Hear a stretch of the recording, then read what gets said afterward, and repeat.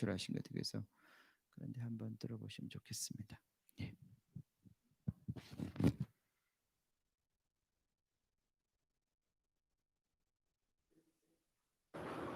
제가 북한에서 98년도에 탈북했어요. 탈북한 것이 제가 한 4년 동안 준비하고 탈북했어요.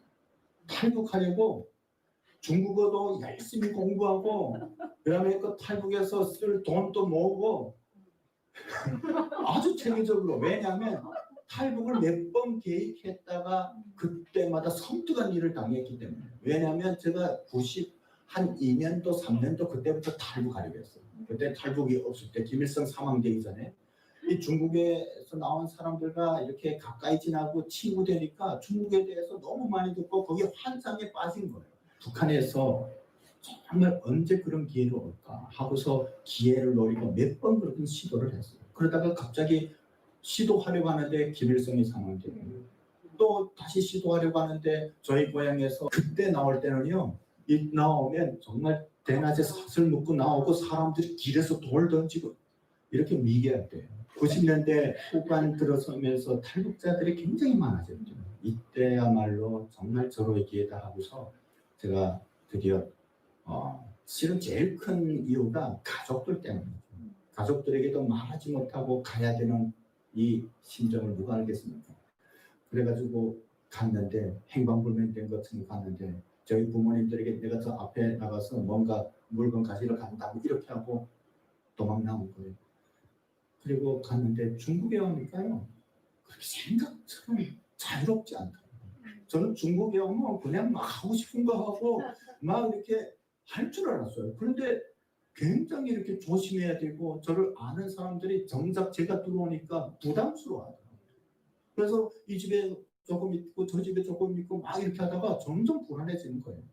아, 이거 어떻게 하냐 하고 이렇게 하는데 저에게 한 친구가 찾아왔어요. 성경 공부하지 않겠냐. 아니 그 전에 돈 벌지 않겠냐면서 지금 어디 가서 일이라도 해야 되는데 그래서 뭐 물에 빠진 사람 지푸라기 잡는 심정으로 완전 며칠 동안 그 친구와 같이 계속 그 마시다가 떠났죠. 떠나서 갔는데 교회를 데리고 간 거예요.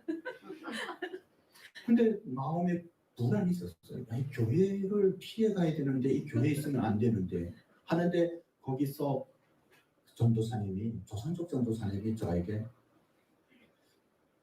성경 공부를 좀 해보지 않겠냐 이렇게 말한 거예요. 저기 일자리 있고 여기는 성경 공부하는데 어느 쪽을 선택하냐. 근데 제가 북한에서 교사를 했던 시간들이 있었어요. 한 5년 동안 고등중학교 교사를 했어요. 뭘 배워줬냐면 역사를 배워줬어요. 근데 제가 북한에서 아이들에게 역사를 배워주면서 어떤 기독교에 대한 궁금증들이 있었어요. 풀리지 않는 궁금증. 북한에서는 전혀 알 수 없는 그런 궁금증이죠. 그래서 이 기독교에 대해서 상식적으로는 알고 있었는데 도대체 북한에서 왜 이것을 나쁘다고 하는지, 나쁜데 왜 나쁘다고 보여주지 못하는지 이거에 대해서 항상 궁금했어요. 근데 그런 제안을 하는 거예요. 갑자기 그게 마음이 확 열렸어요. 하나님이었어요. 그래서 가겠다고 하고 그분이 저를 데리러 온 분을 이 송 목사님도 아시는 분이에요. 우리 탈북자분이신데 먼저 훈련을 받고 너무 신실하신 분이에요. 그래서 그분 따라서 어느 중국의 도시에 갔더니 제가 기대한 그런 곳이 아니었어요. 제가 뭐 학교라니까 중국에서 공식적인 어떤 신학교인 줄 알았어요. 거기 가면 어떤 먹을 것도 보장되고 안전도 보장되는 그곳인 줄 알았는데 이 남한에서 온 선교사들이 몰래 잡은 사역장이라고 하는 그런 비밀스러운 곳이에요. 실망해가지고 제가 다음날 가겠다고 하다가 그래 왔던 바에는 성경을 한번 읽어보자.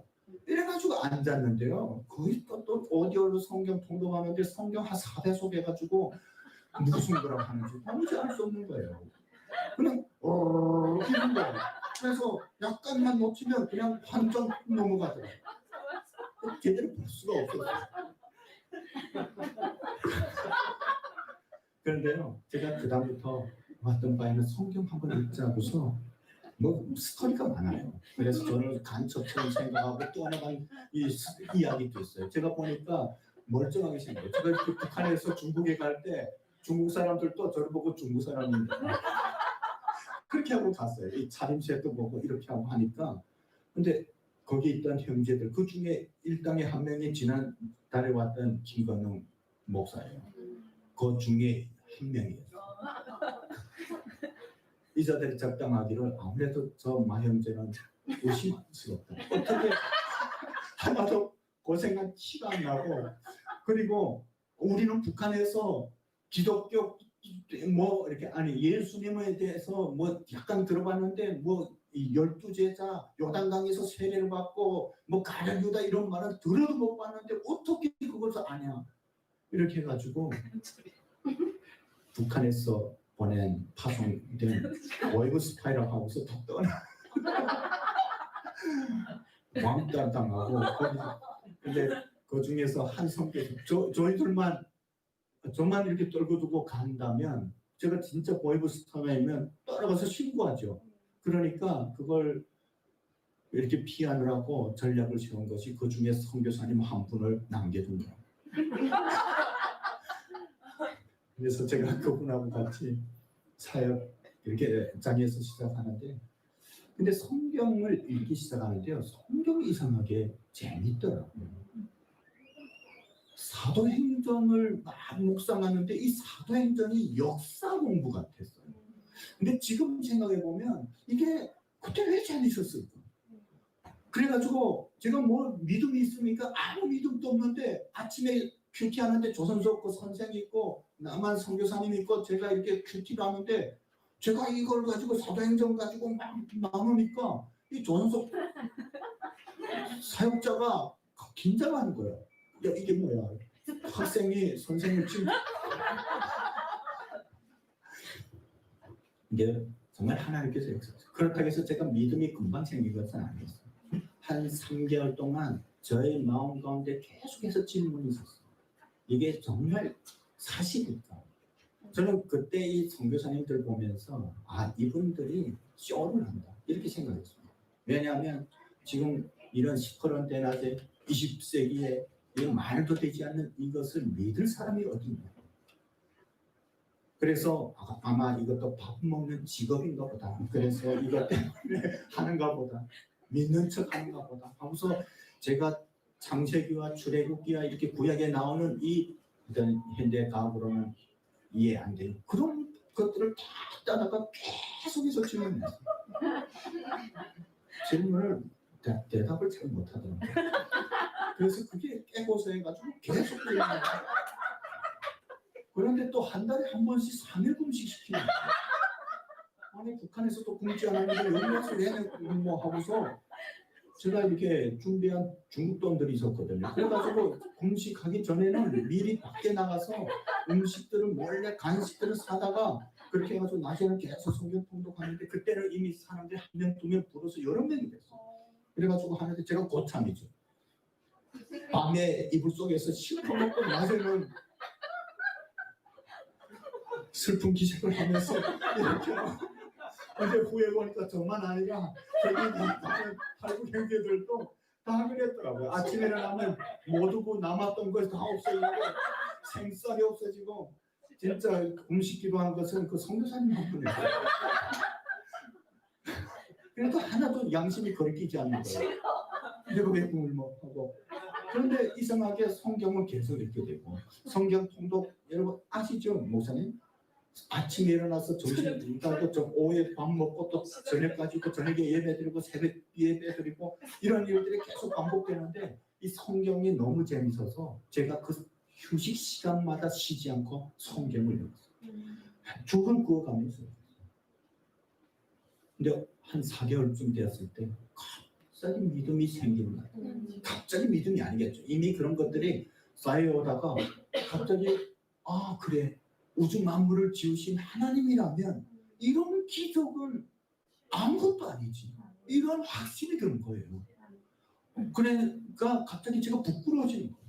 저희 제들이 생각나고 회개하고 그다음 제가 가짜 금식한 것도 막 부끄러워지고 해서 막 하나님이 금식이라는 마음을 주셔가지고 금식 기간이 아닌데도 그 3일 금식 오늘부터 시작하겠다 하고 금식하고 막 그래서 그랬더니 하나님께서 굉장히 은혜를 많이 부어주시면서 많은 기적 같은 체험들을 시키셨어요. 아멘. 정말 수술해야 될 그런 절박한 상황에 있는 형제를 위해서 막 기도하는데 제 마음에는 아니 죽어가는데 좀 돈 좀 쓰지, 선교사들이 좀 돈 써서 수술 지금 내일이면 좀 오줌깨가 폭발할 수 있는데 비뇨결석이 돼가지고 며칠 동안 오줌 속에 멎어서 주사기를 뽑아내고 하는데 돈이 없는 거예요.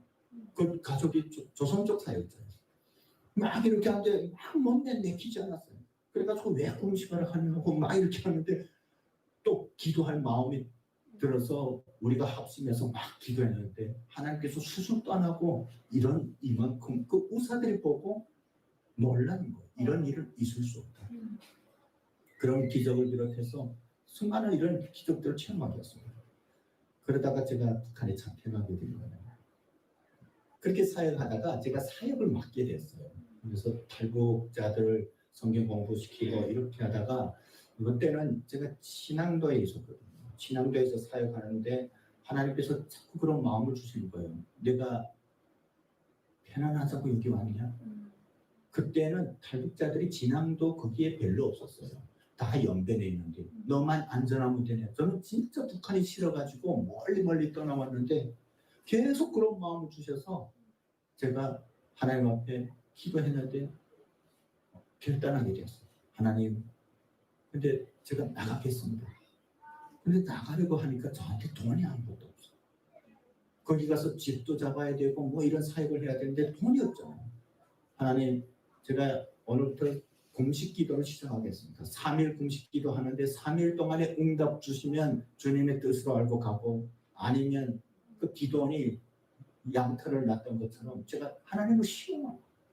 그런데요, 금식 기도에서 하루 만에 그 재정이 다 채워졌어요. 제가 또 소름이 끼치도록 놀랐어요. 그래서 제가 영길에 갔거든요. 영길에 가서 또 거기서 탈북자들을 만나서 훈련시키고 이렇게 사역을 하다가 또 선교사님들을 만나서 연계해서 연합에서 사역하고 이렇게 사역하다가 도의부에 포착된 거예요. 그건 후에 안 일입니다. 2001년 2월달 어느 날인가 저희 사역장이 포위되었어요. 군인들에게. 영길 시내에 있었는데 변방대 부대가 와서 포위했어요. 원래 공안이 오잖아요. 그래서 군인들에게 제가 잡혔어요. 저만 잡혔어요. 다른 사람을 다 피하고. 근데 제가 하도 어제 북한스럽게 안 생겼는지 매번 이렇게 하고 하다가 빠져나갈 수 없었거든요. 그러더니 16중 보장하고 저를 이렇게 하더니 분명 여기라고 했는데 바로 변방부대에 갔어요. 용정변방. 거기서 독감방에 넣는 거예요. 그때 탈북자들이 매일같이 엄청 많이 잡힐 때였어요. 옆에 감방들에 보니까 탈북자들이 많이 잡혀서 막 울부짖고 이렇게 하는데 그리고 거기 독감방에서 40일 동안 있었어요. 근데 저를 어디서 와서 취조했냐면 성에서 국가안전위원회에서 와서 했어요. 저는 무슨 자꾸 뭐 나만 뭐 국정원 뭐 이런 거 자꾸 신문하는 거예요. 난 그게 아니고 난 기독교인이다. 그래서 결국 그 사람들이 이 사람은 기독교인하고 그 결론 지은 거예요. 그런데 계속 놔두는 거예요. 그래서 저는 그때까지만 해도 하나님께서 나에게 시험을 주시는구나. 나를 연단시키는구나. 하나님께서 나를 사용하시려고. 원래 이 스토리가 많습니다. 그때는 저의 어떤 거짓된 모습들이 많이 끼어 있을 때예요. 그래서 하나님 앞에 기도할 때도 고난을 달라고 기도하고 했는데 그런 고난이 오니까 하나님이 나를 이제 더 사로바울처럼 크게 쓰시려고 그런가 보다 하고서 제가 독감방에 있을 때도 계속 기도하고 찬양했어요. 저는 그때까지만 해도 제가 엄청 신앙이 좋은 줄 알았어요. 저에게 제가 속해 있었던 거예요. 그래가지고 막 부르는데 바울과 실라 같은 그런 기적은 안 일어나더라고요. 40일 됐는데 마음이 불안해오는 거예요. 저도 어떤 성경에서 나오는 40이라는 어떤 하나님의 숫자에 굉장히 민감해졌거든요. 40일이 가까이 오는데 어떤 그런 기적이 일어날 조짐이 보이지 않는 거예요. 저는 하나님께서 저를 훈련시키는 것이 그 변방대 감옥 40일에서 끝날 줄 알았어요. 근데 39일 되는 날에 변방대 소장이 저를 불러서 내일 너는 북한에 북송된다. 그 순간 저의 어떤 마음이 다 무너지는 것 같았어요. 한 잠도 못 잤어요. 그리고 제가 북한에 북송되었는데 성에서 무장군인들이 저를 호송하려고 해요. 저는 이렇게 그 해령까지 나가는 그 길목에 어떤 기회라도 있을 줄 알았는데 그런 기회는 주어지지 않고, 그래서 하나님께서 더 극적인 어떤 기적들을 연출하시려고 그러는가 보다 하고 일말의 희망을 가지고 북한에 갔었는데 해령보이고 간다. 매일과 같이 탈북자들이 잡혀서 들어오고 또 빠지고 하는데 저는 계속 취조만 하는 거예요. 보름 동안. 그래가지고 그냥 거짓말을 했죠.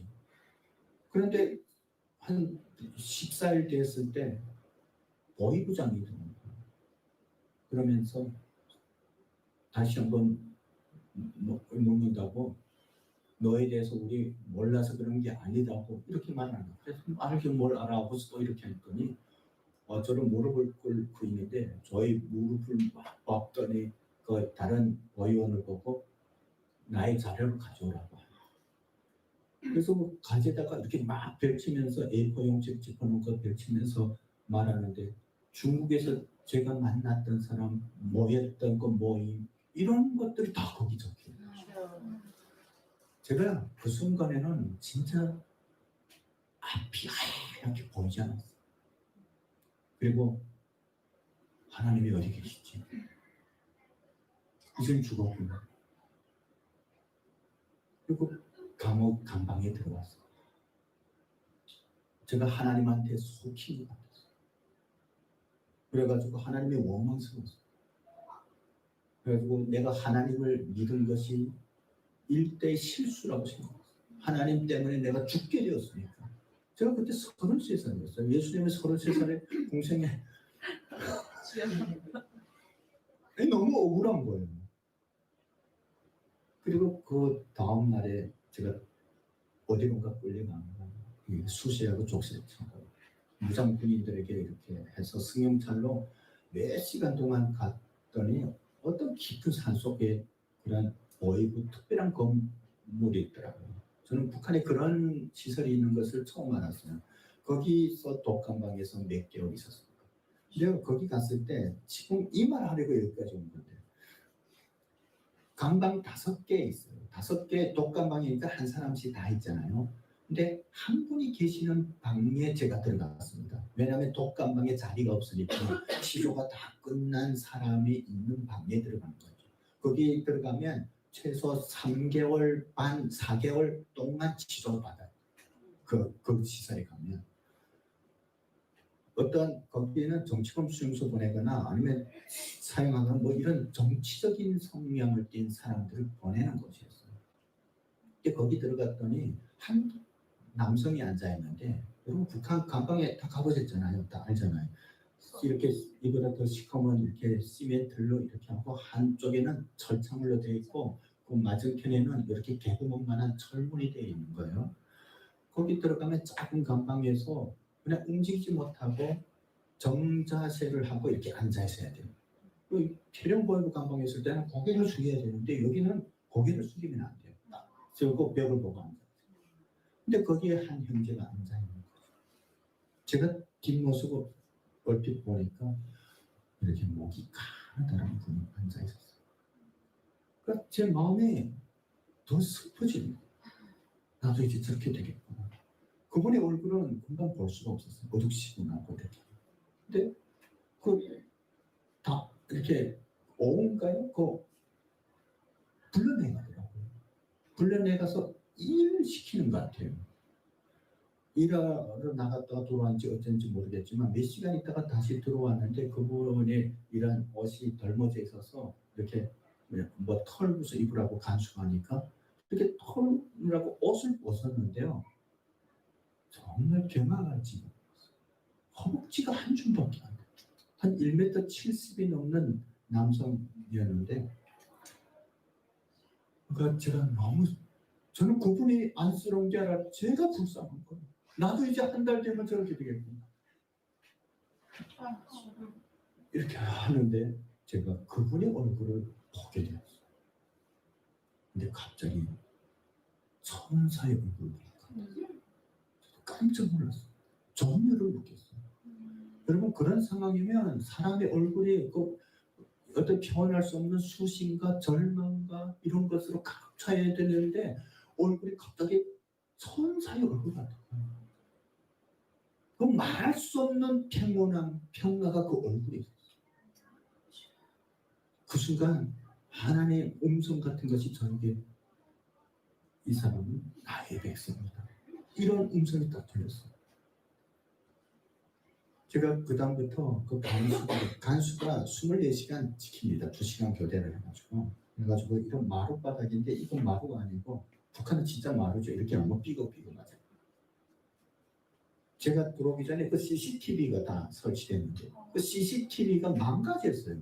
아니, 중국에서 시설가 제가 매 강방마다 이렇게 하고 간수는 방에 앉아서 그 TV로 이렇게 지켜보는데 거기서 힘들어서 졸거나 이렇게 하면 고개 떨구잖아요. 그러면 매를 맞고 기압당하고 매가 같이 그런 일들이 일어나는데 CCTV가 제가 들어오기 전에 고장 난 거예요.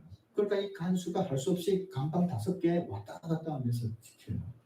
근데 이 다행스럽게도 이런 마룻바닥이 아니고 북한 마룻바닥은 삐걱삐걱 저쪽 편에 가는 게 알리잖아요. 그러면 그분하고 그럴 때마다 대화를 했어요. 말할 수 없기 때문에 손바닥으로 글 쓰고 또 기회를 통해서 짧게 얘기하고 너무나도 하나님을 사랑하는 거예요. 저는 그분의 고향도 몰라요. 이름도 몰라요. 거기서 불리는 것은 11번이었어요. 저는 4번이었어요. 그 11번이 얼마나 하나님을 사랑하는 분인지 몰랐어요. 북한에서 복음을 전하다가 잡혀 들어왔대요. 제가 그때 얼마나 회개했는지 모릅니다. 나는 이만한 자그마한 시련을 당했다고 해서 하나님을 원망하고 하나님이 없다고 생각하고 그렇게 했는데 이분은 이런 고통 가운데서도 그런 하나님의 평강을 누리면서 그렇게 이겨가고 있고 그 안에 있었던 스토리들이 많이 있어요. 그분하고 제가 한 열흘인가 그 안에 시간이 어떻게 흘러가는지 모르니까 어쨌든 그런 시간이 흘러가는데 그 사이에도 어떤 일이 있습니다. 저한테 밖에 나갔다가 진짜 매 맞을 것을 각오하고 옥수수 한 줌을 몰래 가져다가 저를 찔러주는 거예요. 그리고 감방 안에서는 옥수수 먹을 수가 없어요. 소리가 나기 때문에. 그러니까 생 옥수수, 북한에서 사료용 옥수수 그것을 입안에 녹여 먹었습니다. 그러면서 제가 엄청 울었어요. 이것이 하나님의 사랑입니다. 우리는 믿음이 있다 하지만 그런 사랑은 못하죠. 제가 감방에서 근데 꼭 옥수수 알이 필요한 것이 접니까? 저는 그때까지만 해도 건강이 괜찮았거든요. 이분에게 더 필요한데 그것을 저에게 줍니다. 그러다가 어느 날 불려나가서 다시 들어오지 않았습니다. 저는 그때 비로소 진정한 믿음이 어떤 것인지 하는 것을 깨닫게 됐어요. 그리고 그때부터 다시 기도하기 시작한 거예요.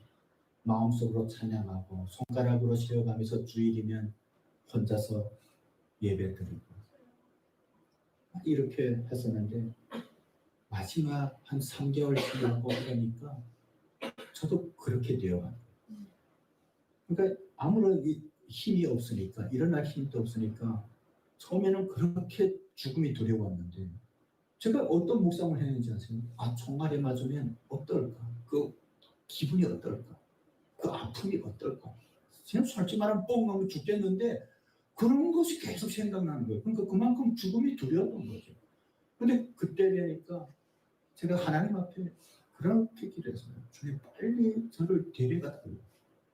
제가 너무 힘든 거예요. 어차피 나의 죄를 봤을 때는 제가 사형 선고 받았어요. 또 검사가 와서 너는 사형이다 했어요. 그러니까 사형 선고했다기보다도 제가 가지고 있는 죄가 북한에서 사형 선고받을 죄라는 거예요. 저는 그래서 정치범 수용소에 갈 것이다라고 생각했는데 그래서 어차피 거기 가도 죽고 이럴 바에는 주님 앞에 빨리 데려가 달라고 기도했던 거예요. 근데 그때마다 하나님께서 아직 때가 아니다 이런 마음을 주세요. 제가 지금 이런 처지고 내가 할 수 있는 일이 아무것도 없는데 하나님 때가 아니라는 것이 무슨 뜻인지 저는 모르겠습니다. 근데 하나님께서 하나님의 계획이 하나님의 기적으로 제가 이렇게 살아 있을 수 있습니다. 네. 이건 제가 이 간증을 때로 하기도 하고 하는데 할 때마다 부끄러워요. 그때 저희 모습이 기억나가지고 저희 신앙이 너무 하나님 앞에 부끄럽잖아요. 그래서 실은 마지막에 거기서 옮겨서 다른 지역에 가고 결국은 저희 고향까지 다시 오게 되었어요. 오게 되었다가 그 군보위부에 갔다가 또 도안원에 그 서에 갔다가 마지막에 제가 죽게 거의 되니까 저희 가족들을 불러서 저를 내보냈어요. 일시적으로. 근데 그때에 하나님께서 나를 살리셨다는 것을 제가 확신했어요. 그래서 저희 병역에 업해 나오면서 제가 하나님 앞에 기도하는데 이런 기도가 나오더라고요. 하나님 왜 저를 살리셨습니까? 제가 하나님 앞에 행한 것이 너무 부끄러운데 왜 저 같은 사람을 이렇게 놀라운 기적으로 살리셨습니까? 제가 부끄러우니까 뭐 북한 말에 매사하고 두들거린다 그런 말 있잖아. 근데 하나님께서 그때 그만큼 내가 이 땅을 사랑한다는 증표다. 내가 특별해서도 아니고 잘나서도 아니고 너의 믿음이 좋아서도 아니다. 내가 이 땅을 너무 사랑하기 때문에 이 땅에서 고통을 당하고 있는 사람들에 대한 나의 마음이 간절하기 때문에 내가 너를 살리는 것이다. 너는 이 땅에서 일어나고 있는 나의 일들에 대해서 많은 사람들에게 알려야 된다. 이런 마음을 주셨어요. 왜냐하면 그 전까지만 해도 저는 북한 땅에서 그런 역사들이 일어나는 것을 알지도 못했어요. 믿지도 않았고 그런 일이 있다고 하면 제가 아니라고 막 이렇게 반박했거든요. 근데 제가 그 한 분을 지금 사례드렸지만 한 분이 아니에요. 제가 감방에서 만난 사람들, 하나님을 믿는 사람들 여러 분을 만났어요. 하나님은 그 땅을 사랑하십니다.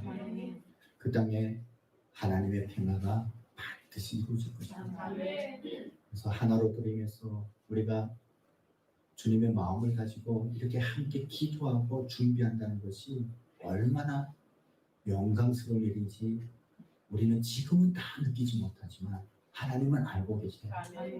여러분 그 놀라운 하나님의 역사 가운데 이 땅에 수천만의 사람들은 참여할 수가 없어요. 그것은 그런 마음을 가지고 주님의 마음을 가지고 기도하고 주님을 붙들기를 원하는 사람들 통해서 이루실 하나님의 역사다. 여러분 그 자리에 그 대열에 그 명단에 우리가 있다는 것이 얼마나 감사합니다. 그래서 여러분 세상이 어떻게 흔들릴지라도 어떻게 흘러갈지라도 놀라지 마십시오. 주님이 함께 하십니다. 주님의 때에 하나님의 그 놀라운 역사가 이루어지실 것입니다.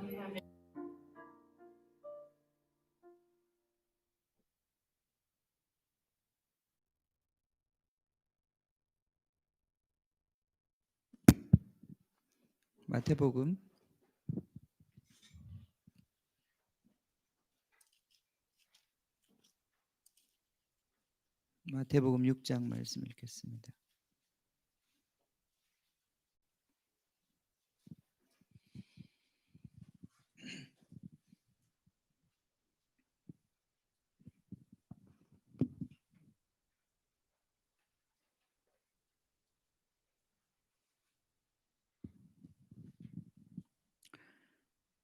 (6장) 6장 전체를 읽겠습니다.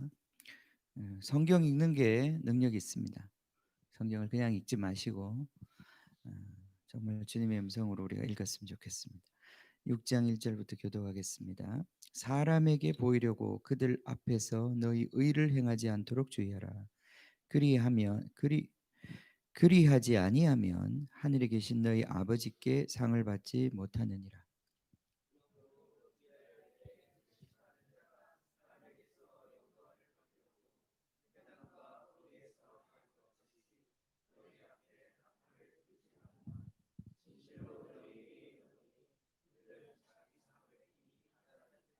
너는 구제할 때에 오른손이 하는 것을 왼손이 모르게 하여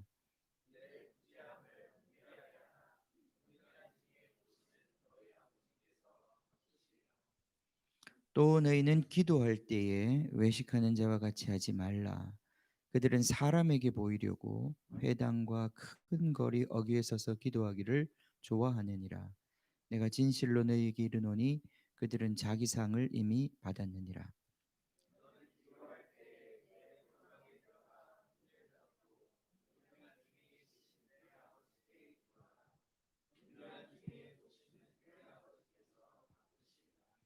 또 기도할 때에 이방인과 같이 중언부언하지 말라. 그들은 말을 많이 하여야 들으실 줄 생각하느니라.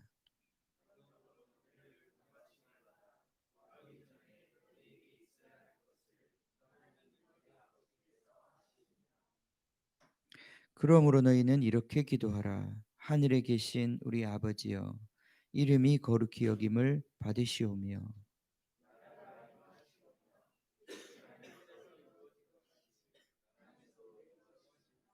오늘 우리에게 일용할 양식을 주시옵고,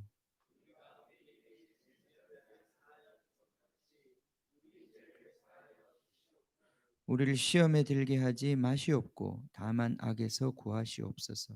나라와 권세와 영광이 아버지께 영원히 있사옵나이다. 아멘.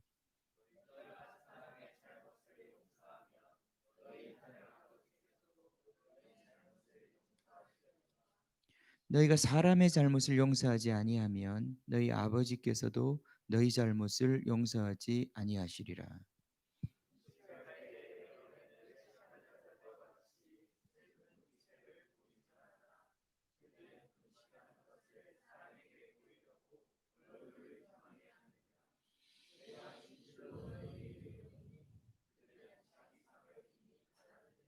너는 금식할 때에 머리에 기름을 바르고 얼굴을 씻으라.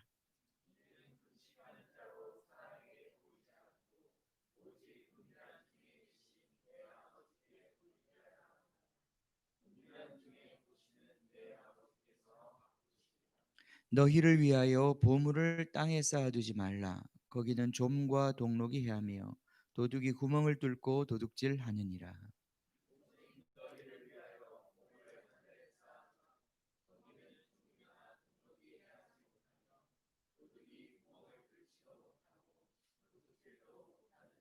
내 보물 있는 그곳에는 내 마음도 있느니라.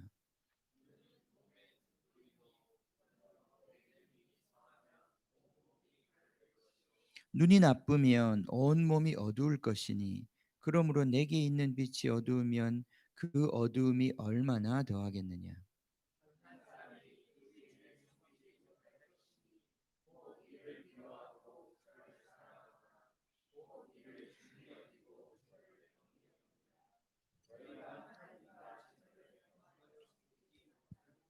그러므로 내가 너희에게 이르노니 목숨을 위하여 무엇을 먹을까 무엇을 마실까 몸을 위하여 무엇을 입을까 염려하지 말라.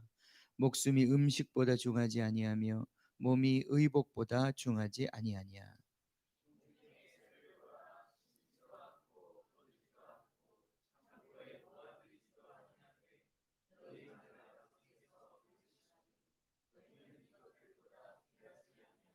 너희 중에 누가 염려함으로 그 키를 한 자라도 더할 수 있겠느냐.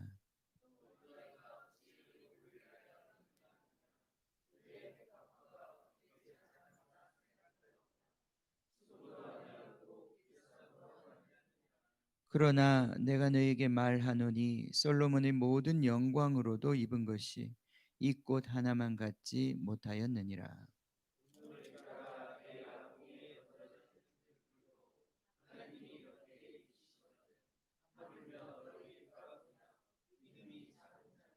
그러므로 염려하여 이르기를 무엇을 먹을까 무엇을 마실까 무엇을 입을까 하지 말라.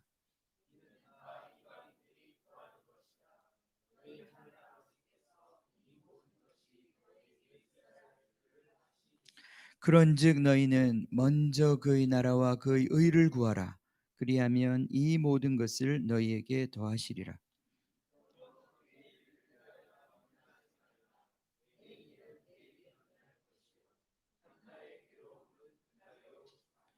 아멘. 아멘.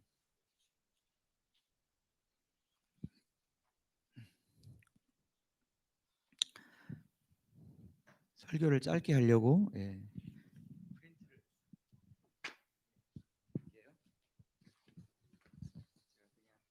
쭉 읽으면 오늘은 설교가 될 것 같습니다. 제가 이걸 좀 더 이렇게 다듬어서 정리할 시간이 부족해서 그냥 제가 적힌 대로 했습니다. 자, 오늘 그 영상 은혜가 되셨습니까? 예. 북한에서 하나님의 놀라운 역사들이 분명히 있습니다. 나중에 우리가 통일이 되면 그 이야기를 더 많이 듣게 될 것이고 또 그 분들을 만나게 될 것이고 또 하나님께서 이 세계화 시대에 한국이라고 하는 나라를 하나님께서 특별히 마지막 때의 어떤 전략을 가지고 사용하신다는 것을 많이 느낍니다. 우리는 사실은 분단 70년이 국제 정세와 어떤 여러 가지 그런 이 세상의 모순 때문에 이루어졌다고만 생각하는데 그게 아니라 하나님의 어떤 섭리 가운데 그런 모든 것들을 허락하셔서 하나님께서 우리 민족을 연단시키시고 마지막 때에 주님께서 쓰실 그러한 주의 백성들 일으키시려고 주님께서 그렇게 하신다고 믿습니다. 그래서 이 시간은 정말 우리 남한의 교회가 정결해야 되는 시간이고 북한에 주님께서 남겨놓으신 자들이 일어나는 시간이고 그래서 우리가 정말 함께 주님의 몸된 교회를 이루어 주님께서 마지막 주실 사명을 감당하는 그러한 지금 시간에 우리가 있습니다. 지난 시간에 제가 그 우리 영혼 구원에 대해서 우리 한 사람 한 사람이 구원받아야 된다는 얘기를 했습니다. 그죠? 예. 그게 가장 어떤 의미에서는 가장 본질적이고 가장 중요한 것입니다. 나에게 있어서는 천하를 얻고도 내 자신이 구원받지 못하면 그 자리에 참여하지 못하면 무슨 의미가 있겠습니까?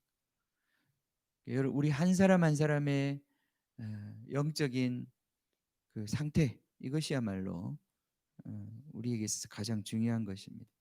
이제 그 지난 시간의 이야기에 이어서 우리가 어떻게 주님과의 생명 관계를 계속 유지해야 되는가? 유지하는 것 정도가 아니라 우리가 성장해야 될 것이냐? 이거를 오늘 마태복음 6장 말씀 바탕으로 해서 여러분들에게 다시 한번 말씀드리고 싶습니다. 오늘 우리가 읽었던 시편에 보면 시편 한번 보세요. 아까 69편 그 시편에 보시면요. 거기도 보면 이게 예수님이 인용하셨던 시편이거든요. 거기에 69편 시편 69편에 보면 주님이 정말 그 마음에 있었던 주님의 그 열망이 무엇인가 하면 9절에 보면 주의 집을 위하는 열성이 나를 삼켰다. 이 요한복음 2장에 이게 인용이 되어 있는 말씀이잖아요. 주님은 십자가를 왜 지셨는가?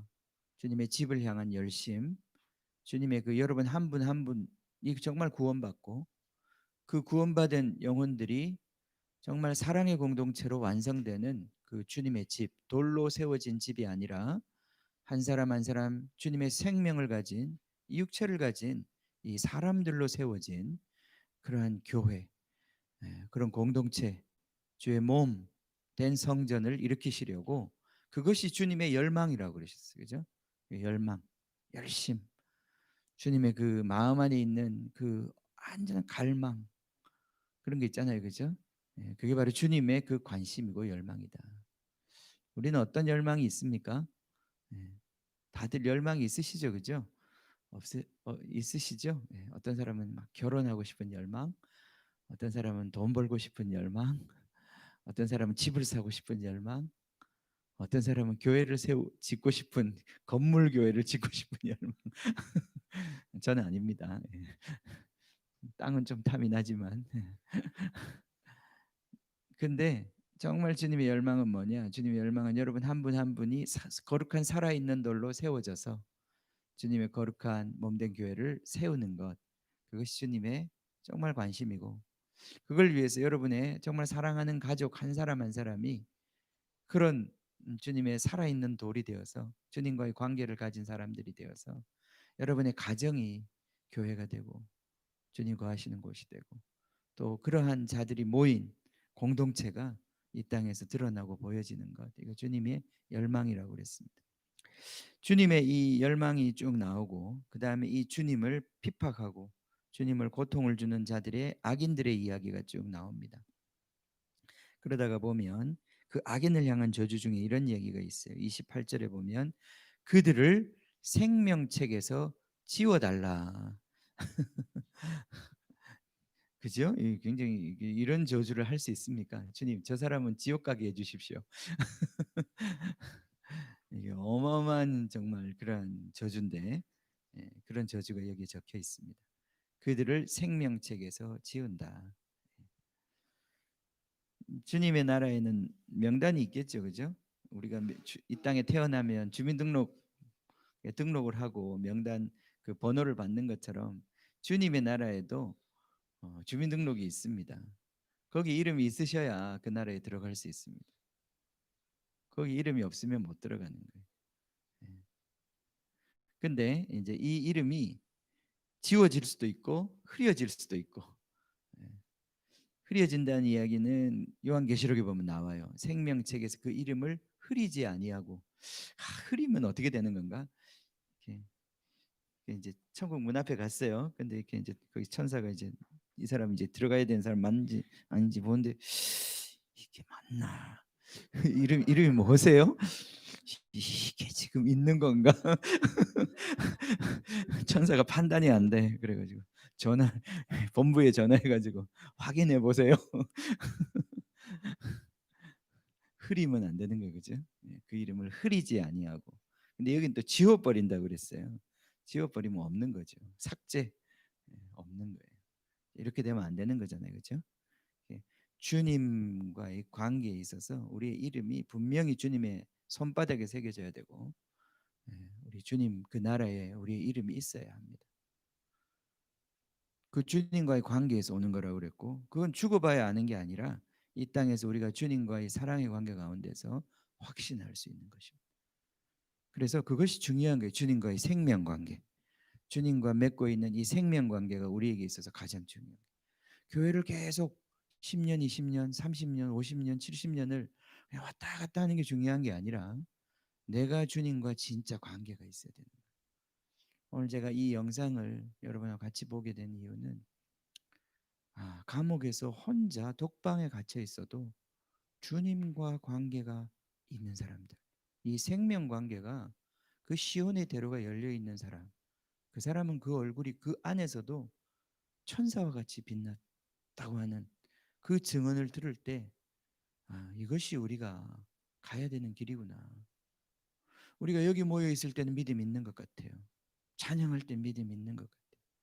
근데 여기 문 밖에 나가면 우리 믿음이 없어져요. 우린 세상 사람하고 똑같아. 혼자 두면 교회에서 예배 못 드리게 하고 혼자 두고, 그러니까 처음에는 온라인 예배 좀 드리다가 점점 뭐 꼭 이 시간에 드려야 되는가, 점점 약해지면서 우리는 예배를 안 드려요. 그런 사람 지금 많아졌어요.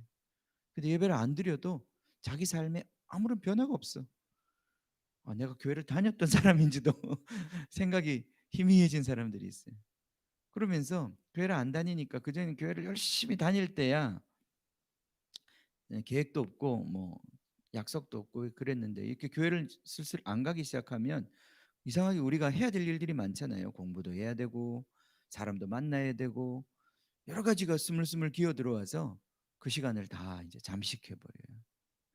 그럼 나중에 정작 예배를 드리고 싶어도 그 시간에 뭐가 많이 끼어 있어서 예배 드리는 게 너무너무 힘들어지는 거예요.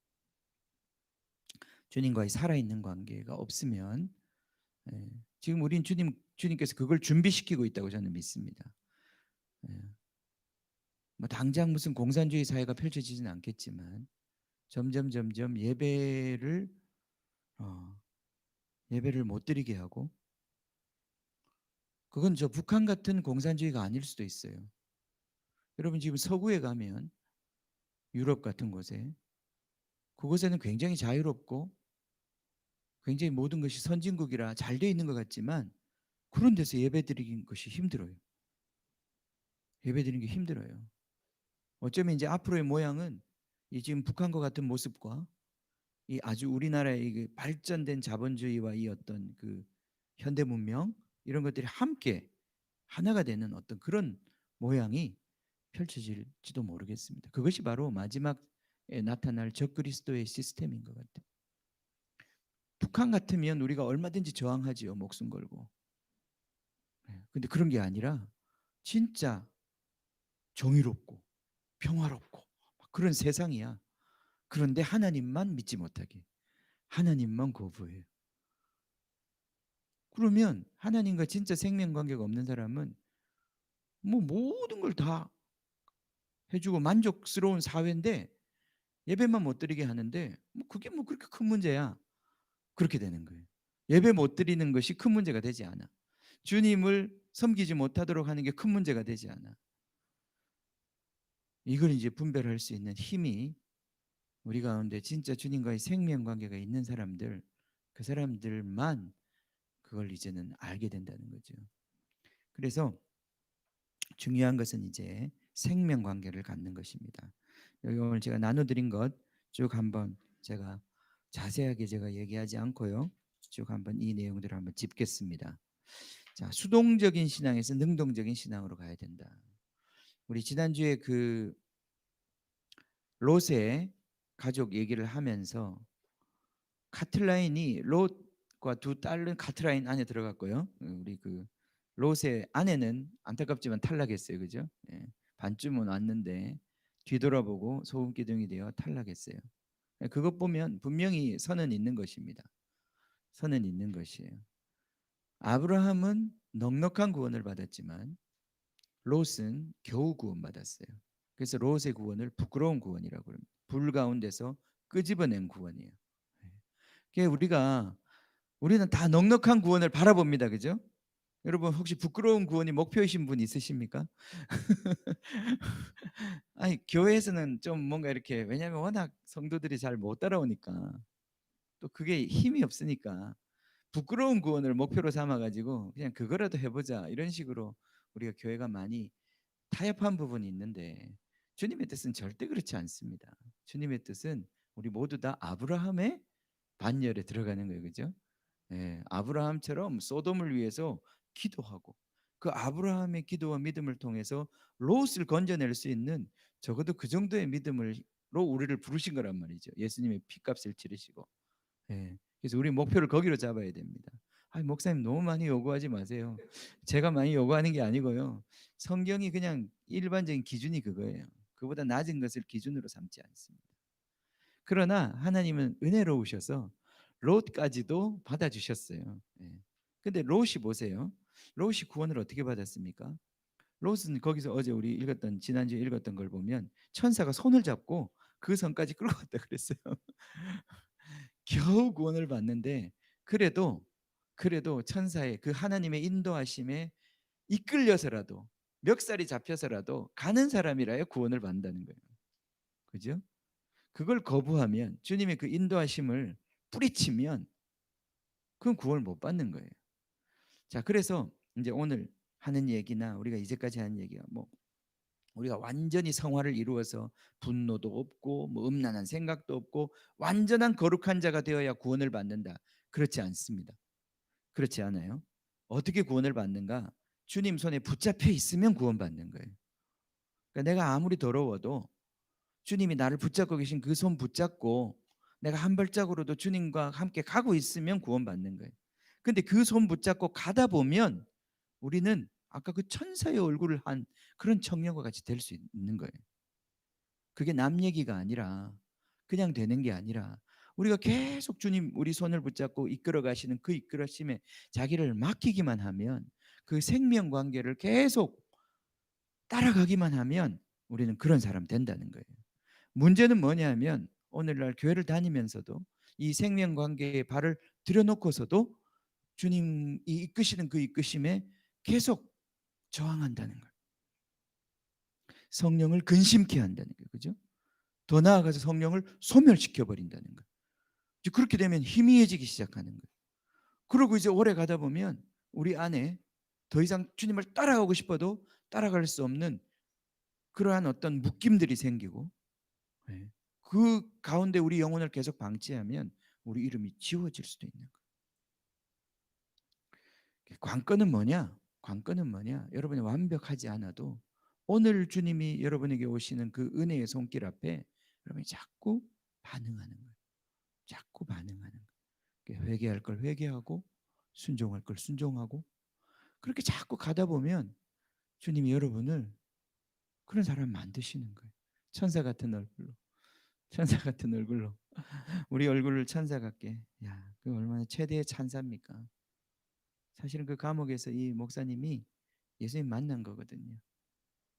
그 청년의 얼굴에서 스테반이 보았던 바로 스테반 같이 된 거 아니에요, 그죠? 네, 그렇습니다. 그래서 우리가 살아 있어야 된다. 이게 제일 중요한 거다. 주님의 그 이끄심에 살아 있어야 된다. 살아 있다고 하는 것은 반응하는 것이다. 무감각하지 않는 것. 지금 우리는 많은 부분에 무감각합니다.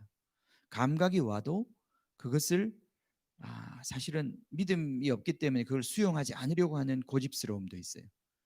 우리 보면 다 우리 안에 그게 있어요. 그러나 일단은 살아있다는 것은 감각이 있는 것이고 반응하는 것이고 떠내려가지 않습니다. 우리 떠내려가도 거기에 같이 떠내려가는 같이 보여도 살아있는 것은 거기에 뭔가가 살아있는 반응이 있어요. 그리고 의지가 있는 거예요. 의지가 있다. 이게 하고자 하는 의지가 있다. 여러분 신앙에 있어서 여러분의 자발적인 의지가 있어야 돼요. 성경이 읽고 싶어져야 되고 기도가 하고 싶어져야 되고, 금식은 별로 안 하고 싶으시죠? 네. 근데 이게 이제 깊어지다 보면 금식도 하고 싶어져요. 금식을 하나님 원하실 때가 있어요. 금식도 하고 싶어져. 자꾸 주님과의 관계가 흐트러지고 무뎌지는 것을 힘들어하고 고통스럽고, 이런 것이 바로 여러분이 진짜 여러분 안에 생명이 있다고 하는 증거입니다.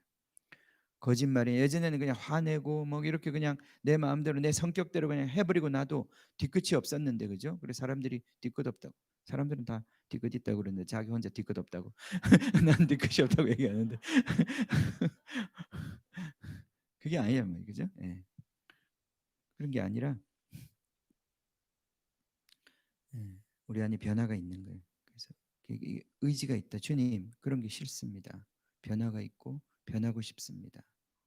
우리 안에 실제적인 주님의 어떤 그런 성령의 터치로 인한 변화들이 갈망되고 예배 자리에 자꾸 가고 싶고 주님의 집이 사모가 되고, 악인의 장막에 첫날을 거하는 것보다 주님의 집에 내가 하루를 있는 것이 내가 그것이 더 사모하는 바입니다. 주님 나에게 절대 이걸 거두지 마십시오. 주님 앞에 내가 있는 이 은혜의 보좌 앞에서 주님 얼굴 보는 이것을 내 인생에 가져가지 마십시오.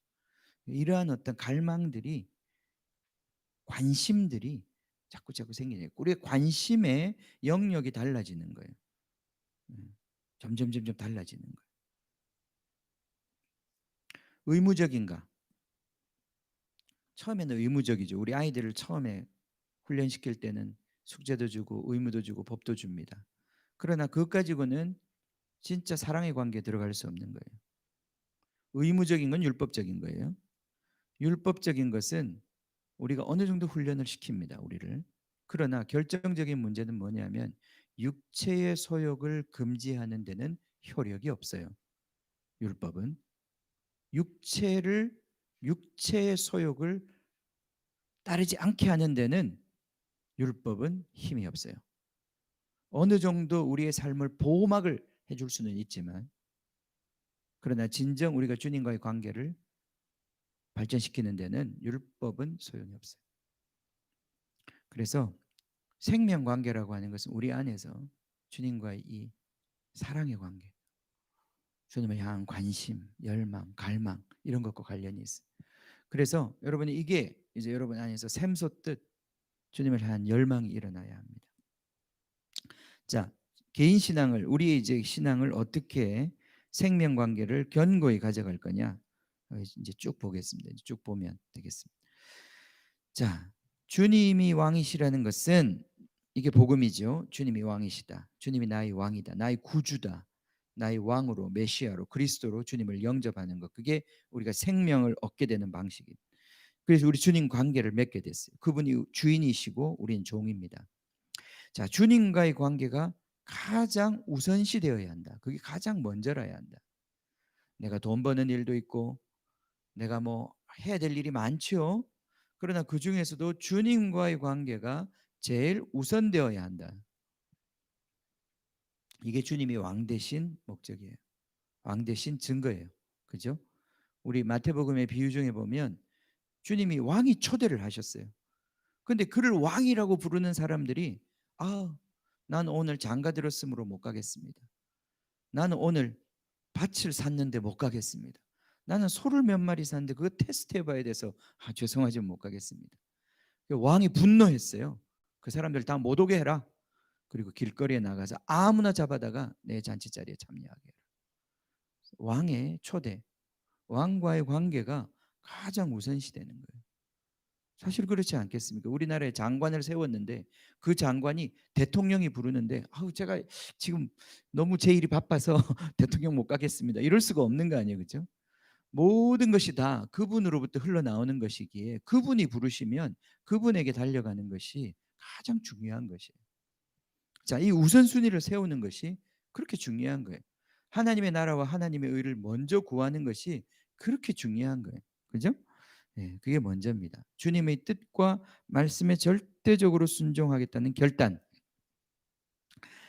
이것이 바로 우리의 삶입니다. 그러나 여기에서 이제 이 절대적으로 순종하겠다. 우리 이것이 이제 결정이고 우리 결단이고 결심이 되어야 하는데 절대적으로 순종하면 이제 반발심이 우리가 생겨요. 그죠? 왜냐하면 하나님 맨날 독재자예요, 독재자. 예. 응? 하나님 독재자. 하나님 자기 마음대로 우리한테 명령 주시고 우리한테 안 하면 벌 주시고 그런 분으로 자꾸 생각해. 예. 사실 우리가 이 땅에서 권위를 그런 식으로 많이 경험했기 때문에 하나님도 그렇게 생각하는데 하나님 그렇지 않습니다. 요즘에 유행하는 뭐 노래 중에 그런 게 있더라고요. 왜 뭐 묻지 마세요 다. 네 마음대로 할 거면서 이런 노래 있던데 내가 은혜한테 들어서 배웠는데 무슨 노래인지 아세요? 예. 뭐라고? 어, 어. 그런 노래 있더라고요. 그죠? 아, 내가 들을 땐 다 기억했는데 예. 어, 뭐 무음대로 할 거면서 이제 그래요, 그죠? 예. 예. 하나님 하나님과의 관계에서도 좀 여러분이 이런 태도가 있을 수 있어요. 맨날 뭐 기도해봐야 뭐하고 내가 반항해봐야 뭐하나 어차피 하나님 마음대로 할 거면서 이게 어떤 관계에 대한 상처죠. 우리가 맨날 무슨 청문회 여론조사 뭐 한다고 맨날 해봐도 결국 네 마음대로 할 거면서 선거 아무리 해도 네 마음대로 할 거면서 이게 상처입니다, 그죠? 근데 우리 하나님 그러시지 않습니다. 하나님은요 그런 분이 아니세요. 하나님 뜻은 완벽하시지만 우리 롯의 이야기에서 참 재밌지 않아요? 롯이 나 지금 늙어가지고 저 산까지 도망가라고 그랬는데 못 가겠습니다. 야, 진짜 그 앞에서 그 정도로 개길 수 있으면 믿음이 대단한 거예요. 나 못 가요. 나 같으면 정말 죽을 힘을 다해서 뛸 텐데 가다가 죽을 줄라도. 그러면 하나님이 벌을 줘야 되는데 그게 아니라 우리 하나님 정말 자비로우시죠, 그죠? 그래 좋아. 그럼 내가 네가 말한 그 성은 내가 안 멸하지 않을게. 거기까지만이라도 가. 예, 그렇습니다. 하나님이요 우리를 너무 잘 아시고 하나님은 자기의 뜻 우리가 자기의 뜻에 복종하고 순종하기를 원하시지만 그 뜻이라는 게 결코 일방적이지 않습니다. 예, 하나님 여러분과 대화하기를 원하시고 여러분의 마음을 얻기를 원하시고 여러분과 조율되기를 원하시고 그러나 어떤 부분은 하나님은 절대 허락 안 하시는 부분이 있어요. 여러분 누구를 막 진짜 분노에 차서 죽여야 되겠다 그러면 그 죽이고 싶은 마음은 받아주시지만 진짜 죽이는 거를 죽이도록 그래 가서 죽여라 그렇게 말씀하시지는 않는다는 거예요. 예. 그러나 하나님이 그 사람 여러분이 죽이고 싶을 정도로 미워하는 그 마음은 받아주셔 하나님. 그래 이해해 받아주셔. 그렇습니다. 그래서 하나님은 인격적인 분이시고 오래 참으시고 온유하시고 예수님을 통해 보여주신 하나님의 모습은 분명히 우리가 생각하는 그런 폭군적인 모습이 아닙니다. 그렇죠? 그러므로 우리와 대화하기를 원하시고 우리 안에 있는 두려움, 하기 싫은 마음, 분노 이런 모든 감정들을 주님 공감하세요. 그래서 주님 앞에 나아가는 걸 두려워하지 마세요. 어떤 주님의 뜻이 임했을 때 그걸 부담으로 받지 마세요. 부담스러운 부담스럽다고 얘기하시면 되는 거예요. 주님, 헌금 그렇게 좀 못해요. 그거 헌금 그렇게 하려면 그런 감동이 왔어? 예. 근데 그거 하려면 주님 나한테 더 주셔야 돼. 나 지금 부담돼. 뭐 이렇게 주님한테 말하는 거예요. 그게 정말 주님과의 생명 관계를 갖고 있는 거예요. 그렇지 않으면 일종의 일방적인 관계, 도식적인 관계, 그런 교조적인 관계, 그건 절대 사랑하는 관계는 아니잖아요. 네. 우리가 뭘 부탁할 때도 그 사람 봐가면서 부탁하잖아요. 말도 보면 사람 봐가면서 수위 조절을 하는 거잖아요. 우리 주님은 우리의 모든 말을 들어주실 만큼 열려 계셔요. 예, 그 뜻도 열려 있습니다. 다 아시죠? 우리를 지으신 분이십니다. 하나님의 관계는 은혜를 받는 것이다. 우리 하나님 관계라고 하는 것, 주님의 은혜, 그분의 사랑, 그분의 보호하심, 그분의 음성, 이걸 듣는 거예요. 그래서 그것을 은혜의 보좌라고 하고, 우리가 은혜의 보좌 앞에 담대히 나아가야 돼. 때를 따라 도와주시는 하나님의 은혜를 얻기 위해서 그 보좌 앞에 담대히 나가야 된다. 꼭 교회 오라는 얘기가 아니라 여러분이 어떤 어려운 상황에 있든지, 감옥에 갇혔든지, 사고가 났든지, 그 상황에도 여러분이 그때를 도와주신 하나님의 은혜의 보좌 앞에 즉각적으로 나아갈 수가 있어요. 모든 것이 꼬여 있고 막 복잡하고 절망스러운 그 순간에도 여러분이 눈을 하늘로 향하여 그 아버지께 마음을 열면 은혜의 보좌 앞에 나아갈 수 있다고요. 그래서 시온산에 있는 성전을 헐어버리셨어요.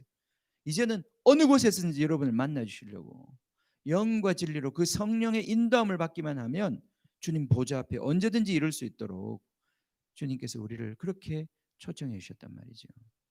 네. 그래서 은혜의 보좌, 이 은혜의 보좌 앞에 얼마나 우리가 나아가서 머무르느냐, 그 은혜를 받느냐, 그만큼 우리는 바뀌게 돼 있는 거예요. 그 청년이 아마 그 감옥 속에서 그렇게 정자세하고 앉아 있는 걸 벌이라고 생각했으면 그 얼마나 고통스러웠겠어요. 아마 이 친구는 어느 순간 이후에 그걸 주님 앞에 앉아 있는 것이라고 느끼기 시작했을 거예요. 그리고 주님의 그 아름다움을 바라보는 것으로 보기 시작했을 거예요. 지킬 필요가 없어. 주님의 얼굴을 바라보았기 때문에 그 얼굴이 천사와 같이 빛나는 것이. 은혜의 보좌 앞에 나 은혜 받은 사람이에요. 그 사람은 은혜 받은 사람이에요. 은혜를 받았기 때문에 그렇게 살 수 있는 거예요. 우리 모두 다 내 힘으로 아무리 훌륭한 사람 될 수 없습니다. 은혜 받은 만큼 우리는 그런 사람 되는 거예요. 그러니까 은혜 받는 자리에 머문 만큼 그 향기와 그 어떤 그걸 풍기는 거란 말이죠. 그것 없이 우리가 이 은혜를 어떻게 할 수 없는 거예요. 우리가 크리스찬인 척 할 수 없는 거예요. 그런 게 다 위선이 되고 그런 게 다 사람 앞에서 거짓 신앙이 되는 거예요. 이 은혜의 보좌 앞에 얼마나 우리가 머물러 있을 수 있는, 이게 주님의 우리를 향한 초청입니다. 하나님의 나아가는 시간, 때를 따라 돕는 은혜를 받기 위한 이 은혜의 보좌. 예. 왜냐하면 우리는 하나님 은혜 없이 살 수 없는 사람들이기 때문이다. 만일 하나님 은혜 없이도 자기 스스로 훌륭하게 살아가고 있다면 그는 주님과의 생명 관계가 있는지 의심해 보아야 한다. 그렇습니다. 여러분 이거 체크해 보셔야 합니다. 있어야 있는 것입니다. 주님과의 관계를 발전시켜 나가기 위한 구체적인 방법을 마태복음 6장에서 구제, 기도, 금식, 이 세 가지 주제로 우리에게 특별히 말씀하셨어요. 주님과의 관계를 발전시켜 나가는, 이게 어떤 율법이 아니에요. 주님과의 관계를 발전시켜 나가는 구체적인 전략들을 얘기하는 거예요. 첫 번째 보면 구제는 뭐냐면, 우리는 뒤에 이 마태복음 6장 뒷부분에 나왔지만은 재물과 하나님을 겸하여 주인으로 섬길 수 없다고 그랬어요. 그러니까 우리가 재물을 의지하고 섬기는 만큼 우리는 하나님을 섬길 수가 없게 돼 있는 거예요. 그거는 반비례하는 거예요. 그죠? 그래서 그러면 어떻게 주님을 섬겨야 되는가? 주님을 섬기기 위해서는 우리가 가진 재물에 대한 태도가 바뀌어야 되는데, 이 재물을 자꾸 나누어 주는 훈련을 해야 돼요. 실제로 여러분이 그렇게 해야, 재물은 아무리 내가 재물을 갖고 있으면서 이걸 내가 신으로 삼지 않겠습니다, 아무리 결단해도 그렇게 안 돼. 이거는 그렇게 의지할 수밖에 없어요. 그러니까 어떻게 해야 된다고? 다 없애버려야 돼. 다 없애버려야 돼. 다 없애버려요. 다 먹어 치우든지 남 주기 싫으면 먹어 치워 버리세요. 다 써버려. 참 재밌는 게요. 지난번에요. 예. 이게 정부도 이런 걸 이게 있는 거예요. 이게 지금 아무리 돈을 풀어도 사람들이 돈을 안 쓰잖아요. 불안하니까 자꾸 돈을 쟁겨 놓는단 말이에요. 그죠? 그러니까 이 경제가 안 돌아가는 거예요. 그래서 지난번에 재난지원금 나눠줄 때 3개월 내에 다 쓰세요. 안 쓰면 없어집니다.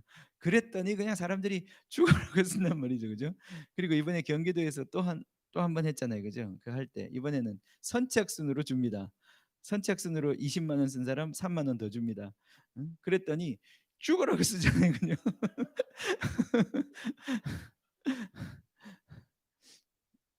이게 왜 그럴까요? 위정자 입장에서 볼 땐 사람들은 돈을 써야 되는데 국가의 돈에 막 돈이 싹 차고 넘친다고 나라가 잘 사는 게 아닌데 쓰고 나누어지고 이게 누리고 말이죠. 이 막 돌아야 경제는 되는 건데 일본이 저렇게 망한 이유가 뭔지 아십니까? 일본 돈이 엄청 많은 나라예요. 지금도 일본은 빚이 없는 나라예요. 그런데도 그 나라 가보시면 알지만 응? 밥 한 그릇이 3만 원, 버스 한 번 타면 만 원. 그 돈을 다 내고 살아야 돼요, 그 사람들. 왜? 그 예전에 그랬거든요. 돈을 아무리 그 사람들이 벌어도 일본 사람들은 돈을 안 쓴다는 거예요. 차곡차곡 은행에다가 쟁겨놓고. 왜냐하면 그 돈을 믿고 사는 사람들이니까 그 돈을 절대 못 쓰는 거예요. 그러니까 국가 경제가 안 돌아가네요. 나라는 그렇게 부자 나라가 됐는데도 국민들은 그렇게 가난하게 살아야 된다. 예, 예. 그렇게 좁은 집에서 살고 일본은 밥도 조금씩 주더라고요. 조금씩 주고. 예. 그 일본 사람들이 한국에 와가지고 뷔페 식당에서 배 터지게 먹는다잖아요. 일본에서 굶주린 그 마음을 한국 와가지고 자 써야 합니다. 우린 쓸 게 없어요, 근데 이미 없어. 재정 사용에 있어서 돈과의 관계에 있어서 주님의 주권을 분명히 해야 된다. 돈 문제는 6장 후반부에 더욱 심도 있게 다루고 있습니다. 주님과의 관계를 위해서는 재정을 나눌 줄 알아야 합니다. 쌓아두지 말고 자기 소유권을 주장하지 말고 의지하지 말고 그것으로 권세 부리려고 하지 말고 걱정도 하지 말고 주님의 주권을 따라 사용하고 나누어 줘야 된다. 이를 위해서 구할 줄 알아야 된다. 또 돈은 주님 주시는 거예요. 그죠? 일용할 양식은 주님 주신다고 그랬습니다. 그래서 구하면 주십니다. 그리고 주신 것은 나누어야 합니다. 특별히 우리가 이제 11조라고 하는 좋은 전통이 있잖아요. 전 여러분에게 그렇게 권면하고 싶습니다. 11조 못하면 여러분이 돈에 묶여 있는 증거예요. 네. 왜냐하면 하나님이 여러분에게 돈을 주실 때 최소한 90%로 살 수 있도록 주십니다. 이스라엘 백성 보면 그 10분의 1을 레위 지파를 위해서 쓸 수 있도록 하나님 그렇게 그런 구조로 만드셨어요. 그래서 하나님 여러분한테 주실 때 여러분이 그 100% 100%를 다 닦아 먹어야만 여러분이 살 수 있도록 그렇게 주시지 않는단 말이죠. 여러분에게 90%를 먹고 살고 10%는 하나님께 드려도 아무 생명의 지장이 없도록 하나님 여러분을 그렇게 주신단 말이죠. 그런데도 우리는 그 10%를 못 드려. 그 왜 그렇죠? 그만큼 우리 안에 욕심이 우리를 묶고 있어서 그런 거예요. 믿음으로 살지 못하기 때문에 그런 거예요. 그래서 이것은 어떤 의미에서 마지노선이에요. 우리가 싸워야 되는 전선이에요. 11조를 하기 위한 싸움이 있어야 돼. 그 뭐냐면 그래서 11조를 다 쓰고 난 다음 하려고 그러면 안 돼요. 여러분 이렇게 여러분의 수입이 생기면 그것에서 먼저 주님의 주권을 인정하는 거예요. 10분의 1을 떼가지고 주님 이걸 내가 주님이 이 모든 걸 주셨음을 인정합니다. 주님의 것입니다. 내가 주님의 뜻대로 살겠습니다. 그걸 이 재정을 가지고 주님과의 관계를 발전시켜 가는 거예요. 나는 여러분들이 11조 하는 사람 되기를 원치 않습니다. 우리 교회는 11조를 강조하지 않죠. 그죠? 11조 하는 사람 되기를 원치 않아요. 저는 12조, 13조, 저는 11조 하면 11조만 할까 봐. 제가 여러분이 12조, 13조, 14조, 15조, 19조 할 수 있는 사람 되기를 원하기 때문에 11조에 대한 각 전혀 안 합니다. 예. 예. 여러분이 10의 구조를 쓰고도 10의 1조만 여러분이 쓰고도 여러분의 삶이 넉넉하다면 얼마나 복된 것입니까? 난 여러분이 그런 축복받기를 원합니다. 우리 탐욕은요, 채워도 절대 탐욕은 채울 수 없습니다. 탐욕은 100%다 집어넣어도 채울 수 없는 거예요. 그런데 하나님이요, 여러분의 필요는 10분의 1만 가지고도 다 채울 수 있어요. 자, 돈과의 관계를 새롭게 하지 않으면 주님과의 관계, 생명 관계가 발전이 없습니다. 이 부분에 있어서 우리가 어떤 인식이 생겨야 되는 거죠. 예.